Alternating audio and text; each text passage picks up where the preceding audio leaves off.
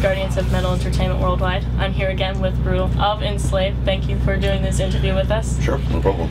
First of all, congrats on 20 years of Enslaved. That's must be such a big accomplishment for the band. Yeah, it feels a bit strange, of course. It doesn't feel like 20 years at all. And well, those 20 years moved really fast, you know. Yeah. Which is a good sign. It's a sign of having fun, you know. Exactly. Well, it's like that too with our website. Like this website, you're our second appearance for our website because it's now a year old this month, so it doesn't feel like a year's gone by, but it's like, my God, the time really flew by. Time flies when you're having fun, you know. Exactly. Now, this tour has had a couple sold-out shows. How does that feel for you guys? Well, it feels good, and I think we benefited a lot by doing a couple of support tours before we decided to go headlining again. Yeah. We had some good support slots for the movie last year and Opeth in 2009. So I really think those shows helped, on those tours helped a lot. Yeah. So this is our, we had never had that much audience on our headlining tours before, so it's a big accomplishment for us. So it's been a good tour, and yeah, it's a bit sad that it's only 5 shows left. Oh really? That's it? That's it.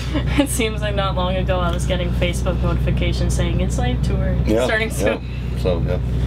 Now, with the Sleeping Gods EP, what was the idea behind creating that EP? Was it something that was long thought out, or was it something kinda... it was not that at all, actually. It was, we got in contact, or actually the Cyan magazine contacted us and came up with the offer, which is a pretty good offer. Free recording, and we own the rights for the songs after, I think it's 6 months. Yeah. So that's a pretty good deal. Wow. And you know, always nice to have another vinyl in the house.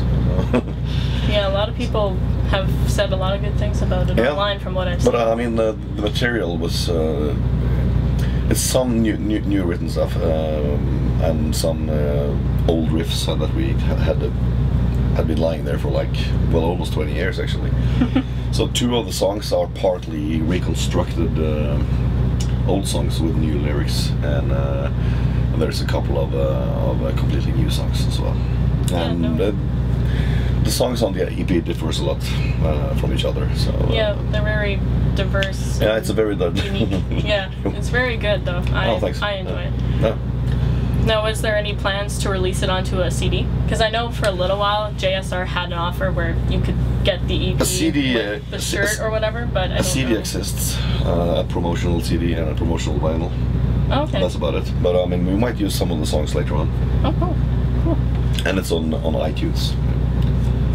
Cool. Now, with Enslaved, you guys really distanced yourself from the criminal activity when you guys were first starting in Norway, like Mayhem and Burzum and stuff, like all that stuff was kind of going on. What made you guys decide to venture out of that branch, other than obviously having a criminal record? Obviously, aside from that, but...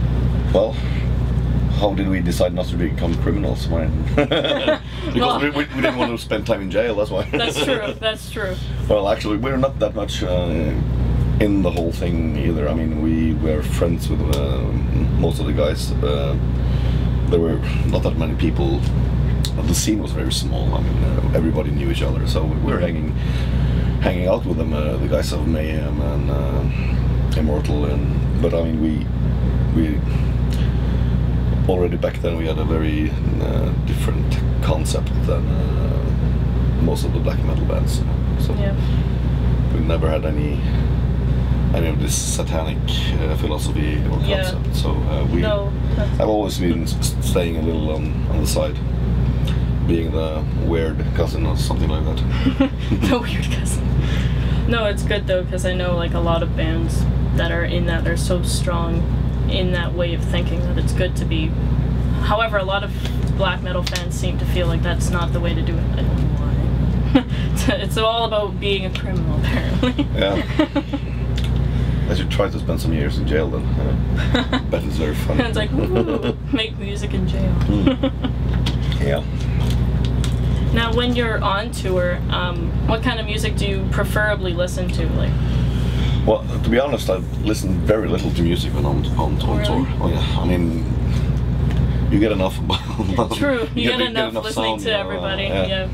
You get enough sound in your head every day. So, well, I just bought the new Mastodon CD, so I've been listening to a little bit of that. Excellent album. I just got the new Opeth CD on my pod just before I left, so I've been those are the albums I've been listening to lately, but not much, even just a couple of songs every morning, perhaps, or just to kind of jumpstart. Yeah, or listen to music when I take a little walk or something like that. But most of the time I just read books and watching movies.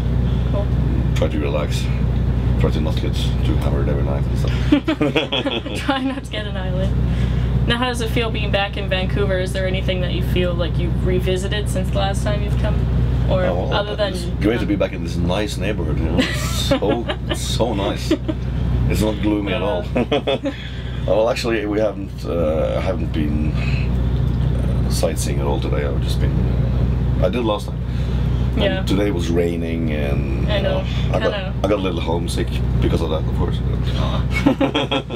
So gloomy ways. I've just been sitting here on the bus all day and basically doing nothing. Yeah, I've been doing the same. I've been parked in the car just waiting for doors to open. Like, okay, it's warm in the car, so I'd prefer to be in there. But now, what is next for Enslaved after this tour? Well, Eva is gonna have a kid, so it's gonna be pretty occupied with that. There's a couple of shows. There's one in Portugal, there's one in Spain, and I think there's a couple of small shows in Norway as well. So there's gonna be like 4 or 5 shows before Christmas. The next tour is a European one in February. Okay, that's cool. And of course, I have to mention that we're gonna have a little celebration when we get home. A little celebration concert and 20 years anniversary party. Of course. In Bergen with friends and felons. Well, you gotta celebrate 20 years. That's a long time to be. It's a long time, but I mean, as I told you, we feel like a kind of healthy 20-year-old band, so we still find it very enjoyable, and it really doesn't seem that long. No. Not at all.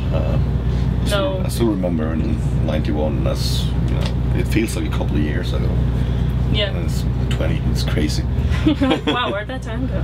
Yeah, it's. Well, thank you, Grutle, for doing this interview with us again for Metal Titans. Before we finish, is there anything you'd like to say? Well, it's been good to be back in Canada. We had some really good shows there. Show in Montreal, Toronto, and Calgary. Especially Calgary was crazy. Really? Everybody says that. It was so fucking crazy. It was like, what the fuck? Kind of small stage and crowded with people, stage diving.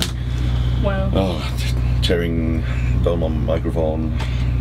I didn't even get pissed because it was so fun, you know. It's just like, wow. Not even I never really enthusiastic, and yeah, it's almost the same thing every night in Canada. It's always awesome. We're glad we can do that. It's great to be back. Tusen tack. Varsågod.